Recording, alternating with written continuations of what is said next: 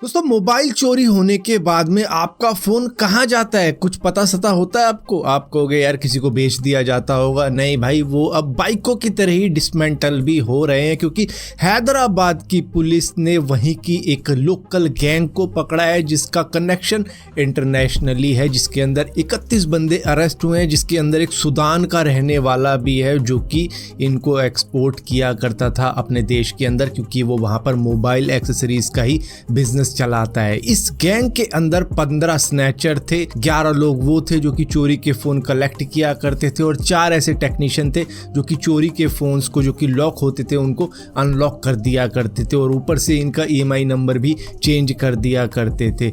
और यहाँ पर 700 से भी ज़्यादा मोबाइल पकड़े गए हैं जिनकी वर्थ है 2 करोड़ से भी ज़्यादा की। और यहाँ पर बेसिकली होता क्या था कि इन फ़ोनों को चोरी करने के बाद में भाई किसी को ख़रीदना है तो उससे सस्ते में बेच देते थे, लेकिन मेजर काम इसका ये होता था कि सभी को डिसमेंटल कर दिया जाता था। स्क्रीन अलग, कैमरा अलग, स्पीकर अलग, माइक अलग। और उसके बाद में आप देखते होंगे मार्केटों के अंदर कौड़ी के भाव में मिल रहे होते हैं कि भैया स्क्रीन ले लो 500 रुपये की, कैमरा ले लो 300 रुपये का, 400 रुपये का, चाहे आप S21 अल्ट्रा का लो, S24 अल्ट्रा का लो, इतना सस्ता मिल रहा है। स्पीकर ले लो 50 रुपये के, 70 रुपये के, इस तरीके से देखते हो ना कई सारी वीडियो में।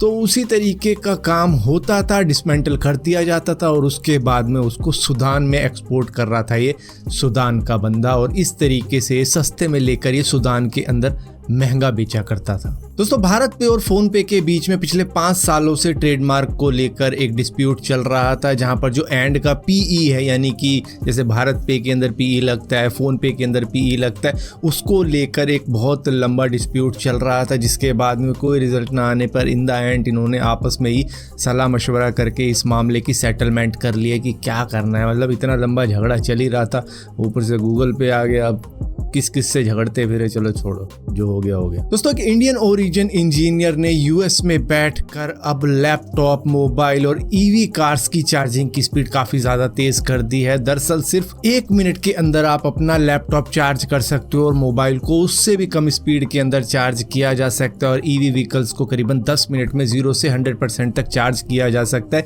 इसके अंदर इन्होंने बेसिकली जो टाइनी चार्ज पार्टिकल्स होते हैं उनकी एफिशिएंसी बढ़ा दी है स्टोरेज करने की, जिससे कि वो और तेजी से स्टोर कर पाती है एनर्जी को। दोस्तों 1 जून से आपको ड्राइविंग लाइसेंस पाना अब काफी ज्यादा आसान हो चुका है। अब आपको RTO में जाने की जरूरत नहीं पड़ेगी कि वहां पर जा रहे हो, एप्लीकेशन भर रहे हो या फिर किसी बाहरी बंदे को पैसे वैसे दे के अपना लाइसेंस ले रहे हो, तो वो सारी चीजों का झंझट अब हट चुका है। बेसिकली आपको अब government approved private driving school को ज्वाइन करना पड़ेगा, जहां पर आपको एप्लीकेशन फिलअप करनी पड़ेगी। उसके बाद में आपको 4 हफ्तों के लिए 2 व्हीलर कार वहां पर चलानी सीखनी होगी। बेशक से आपको आती हो, लेकिन ये कोर्स आपको पूरा करना पड़ेगा, या फिर 29 घंटों के लिए सीखो ड्राइविंग, जिसके बाद में आपको 2 व्हीलर का, कार का लाइसेंस मिल जाएगा। और अगर आपको हैवी मोटर व्हीकल लाइसेंस चाहिए, जैसे बस का, ट्रक का, ट्रैक्टर का, तो उसके लिए आपको 6 हफ्तों तक क्लासेस लेनी पड़ेगी या फिर 38 घंटों की क्लासेस लेनी पड़ेगी, जिसके बाद में आपको लाइसेंस मिल जाएगा। लेकिन यहाँ पर थोड़ी सी पेनल्टी भी बढ़ा दी गई है कि अगर कोई माइनर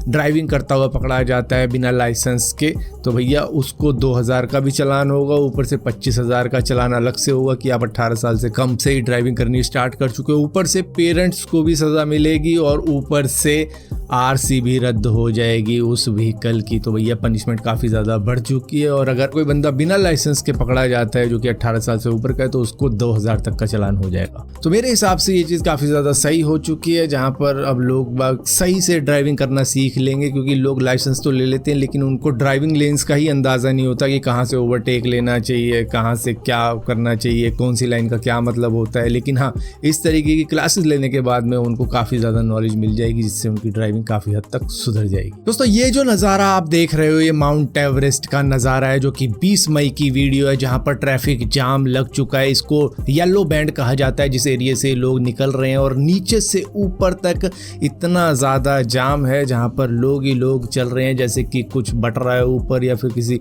लाइन में लगे हुए हैं। हालांकि कि इन सभी का मिशन एक ही है कि माउंट एवरेस्ट को समिट करना है। लेकिन इतने ज़्यादा लोग क्यों आ गए हैं एक ही टाइम पर? क्योंकि भाई वहाँ पर विंडो बहुत कम होती है।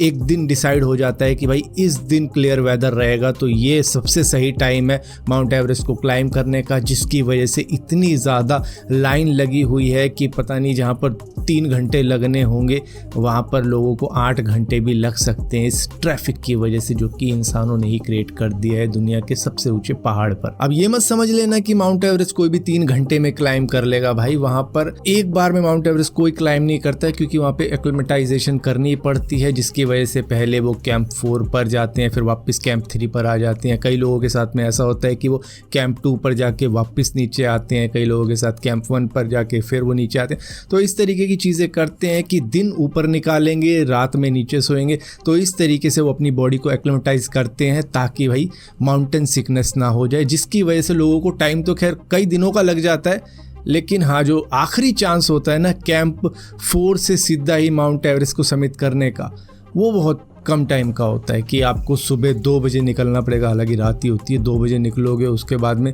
अगले दिन के 12-1 बजे तक तुम पहुंच जाओगे। उसके बाद में तुम्हें ठीक टाइम पे उतर के भी आना है।